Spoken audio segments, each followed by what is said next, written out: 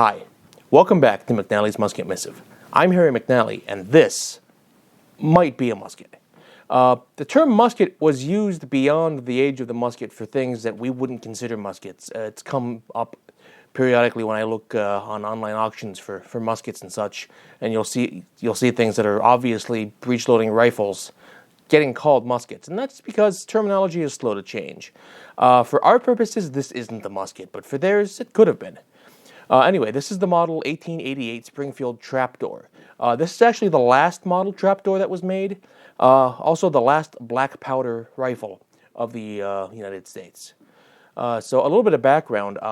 At the end of the Civil War, there were a lot, well over 1 million, possibly even millions of muskets just lying around with really no further use to them. Before the war had even begun, metallic cartridges had come onto the civilian market, and even repeating arms using metallic cartridges were a thing.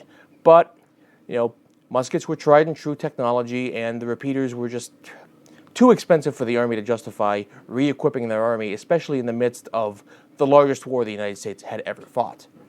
Now, at the end of the war, there just wasn't any money for new arms, even though they knew that the muskets were obsolete. They had just spent an ungodly amount of money fighting and winning the Civil War.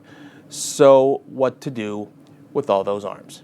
The master armorer at Springfield Armory, Erskine S. Allin, came upon an idea of what to do with those arms. He patented a modification to the existing Springfield rifle musket, and let me quote a section of his patent here.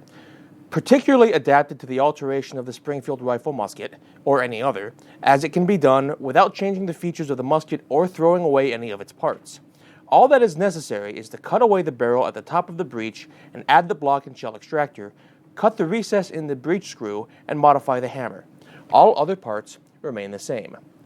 The Allin conversion, as it came to be known, was the basis for the Trapdoor Springfield. As you can see from this looks very, very similar to the Springfield rifle musket, with the exception of this new breech block, a different rear sight, and obviously it's shorter. And that's really all there was to it. I've got some photos here from the Smithsonian Museum of American History showing some Allin conversions. The first Allin conversion fired a .58 caliber metallic cartridge, and they produced about 5,000 of them. Really, they were just doing trials here just to see how much merit this idea had, and it turned out it had a lot of merit. Note the differences in dates on these lock plates. These are surplus arms from the Civil War. The 1865 dated ones probably never got any use during the war. However, the trials that they conducted with these arms revealed that there were some issues that needed to be hammered out. There were some extractor issues with the new mechanism. The mechanism itself was a little complicated, but they did another trial run of these. That's what's called the second Allin conversion, sometimes also called the Model 1866, and this one had a revised breech block mechanism. It had a sleeve inserted into the barrel, so it now fired a .50 caliber round.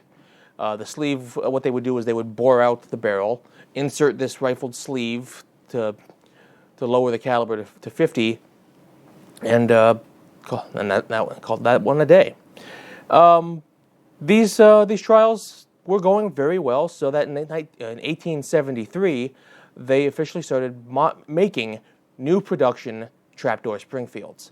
There were some changes to the original Springfield rifle musket. The lock plate was thinner and no longer beveled. It was just flat and smooth across. They rounded the edges of the screws, especially on the lock plate screws. It's noticeable, and you'll see those when I get this into the light box. Over the course of the production of the Trapdoor Springfield, they changed the rear sight a whole bunch of times. All in all, it was exactly what the Army was looking for. They considered adopting a repeating arm, but their argument against that was that repeating arms would encourage the men to fire too quickly and waste their ammunition, which, if you're familiar at all with the development of U.S. arms, is a refrain you'll hear over and over. That was the argument they made against repeaters. When they adopted a smokeless bolt action, they installed a bolt cutoff so that they wouldn't, so that it was essentially in operation used as a single-shot rifle with the magazine held in reserve. When they adopted the semi-auto, one of the arguments against it was, well, they'll just fire too quickly and waste ammunition. The same thing when they adopted the M16. Full auto is going to waste ammunition. That is one refrain you'll hear over and over and over in U.S. arms development. Another thing the brass wanted to do was modify the bayonet. Originally, the Allin conversions and the Model 1873s, up until they ran out, used converted Civil War surplus bayonets, the Model 1855 bayonet. And that was all well and good, but they just felt like people were carrying too much stuff. So starting with the Model 1880, they decided to combine the cleaning rod and the bayonet all into one. The Model 1880 and the 1884, 1884?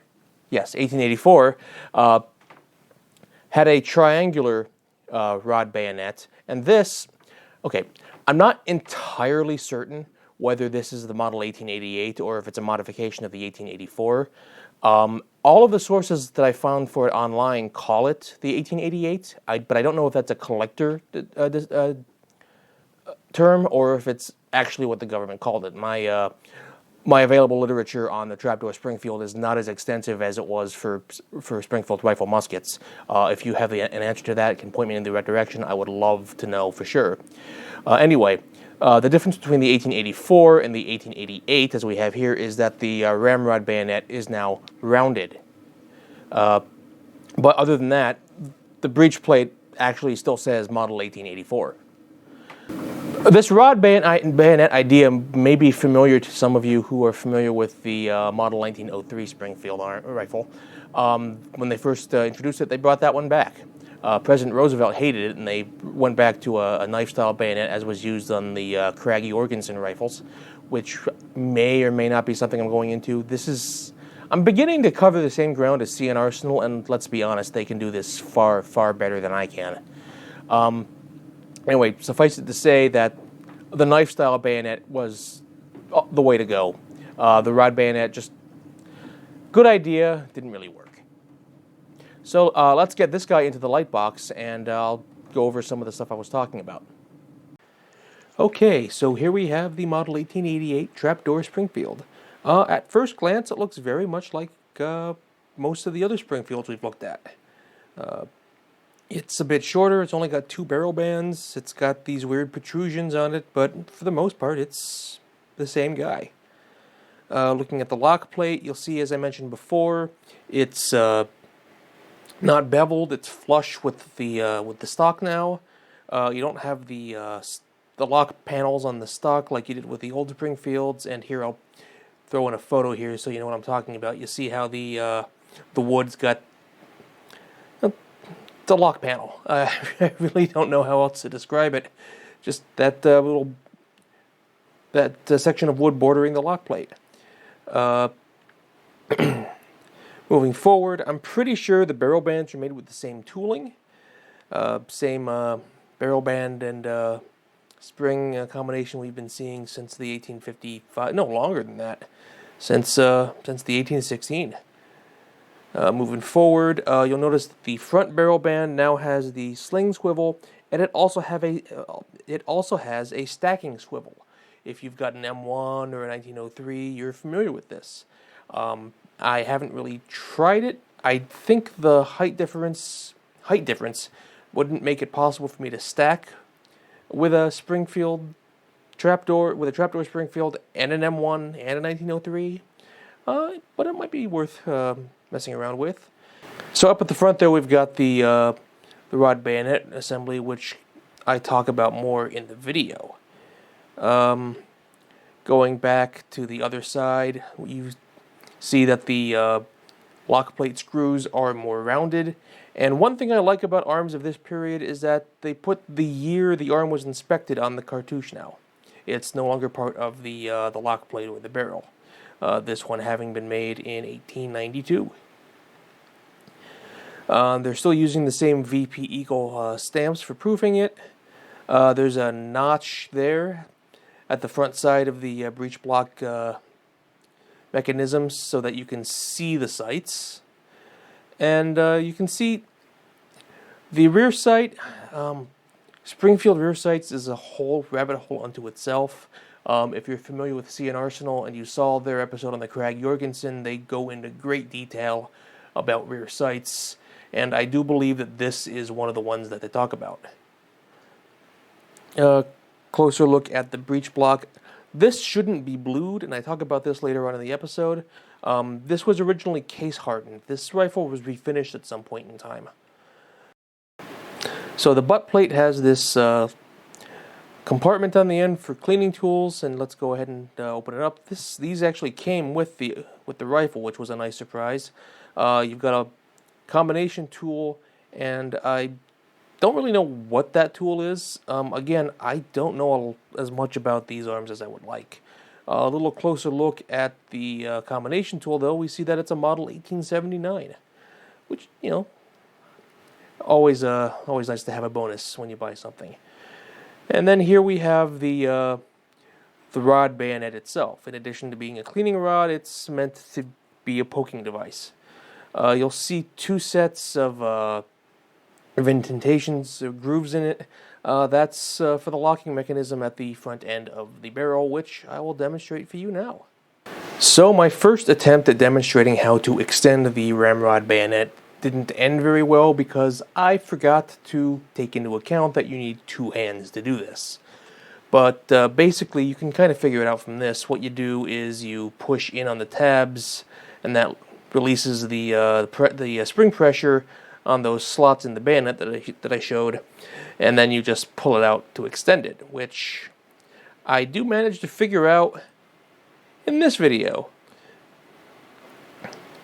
And it just clicks into place once it's fully extended, and now you've got, admittedly very flimsy looking, a poking device extending from your rifle. So production, the production Trapdoor Springfields had blued barrels and case-hardened hammers and breech blocks. This one has been refinished. Everything has been blued. That's one of the reasons why I was able to get it. I got it kind of cheap. But corrosion control had become a problem with the bare metal used on the Springfield rifle musket through the Civil War. Bluing all the parts helped control that somewhat.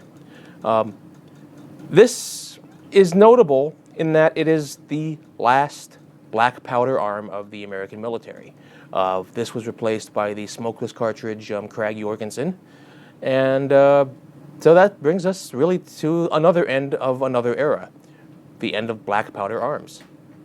That's pretty much everything I have for this episode. I'm sorry it was so short. Again, I don't have a lot of literature on Trapdoor Springfields. I kind of did this one on a whim. Probably shouldn't have done that, but I had this and I wanted to get information out to you guys. So anyway, thanks very much for watching. If you haven't already, please consider subscribing to my channel. And if you're interested in supporting my efforts, like buying me books, please consider becoming a Patreon supporter. There's a link to my Patreon in the description down below. So that's everything. Thank you very much for watching. Bye.